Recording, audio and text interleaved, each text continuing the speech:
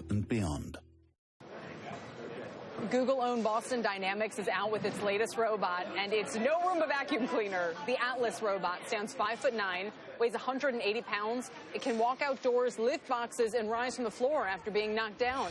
The rise of this machine comes on the heels of new research out of the White House. In its annual economic report, the White House determined 83% of jobs paying under $20 an hour are at risk to robots and automation.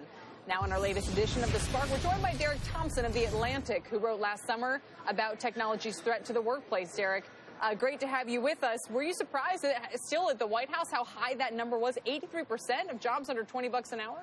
Yeah, that's a high number. I mean, you look at $20 an hour, that's $40,000 a year. That's about the median income in the U.S. You're talking about basically half of all jobs, an 83% chance of automation. That's a pretty high number. What are some examples, Eric, of the jobs robots you think or automation is going to take and some that it won't?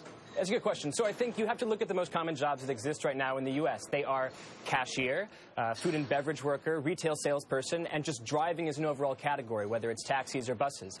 It doesn't take a lot of imagination to see that all of these jobs currently have technology that can replace them right now, whether it's checkout screens at CVS or everybody talking about Google developing a self-driving car, or Toyota developing a self-driving car. So it really is a lot of the most common jobs that exist. Derek, it's Carol Roth. What can we do to help some of the lower wage workers who keep saying, I need a higher minimum wage? You know, we had the woman from Yelp with her open letter in the last week, and a lot of people saying, I deserve more, deserve more. What can we do to show them this threat so that they understand that, that maybe, not just their job's at risk and their money's at risk, but eventually a robot might replace them? Yeah, it's difficult because on the one hand, you can raise minimum wages to $15 an hour in cities, but that's just going to make labor more expensive. And as the billionaire who was a restaurateur just said, if you have really expensive labor, that makes it all the more seductive to replace it with technology. I think that on the one hand, it's useful to have universal health care. It's useful to have a sort of a safety net to make sure you protect people. And I think you're going to hear a lot of people in the future talk about a universal basic income, something like a minimum income that every American is guaranteed to, whether or not we have this technological threat. Hey, Derek, I wonder if we can put it in context. I mean, if this all happens over a relatively long period of time in a gradual way, that maybe you don't notice it as some kind of a sudden break, is it even something that we have to address in any way with policy? No, this is a really good question. And there's a lot of people saying, well, where are the robots right now? You've got 200,000 jobs being created per month and unemployment's below 5%.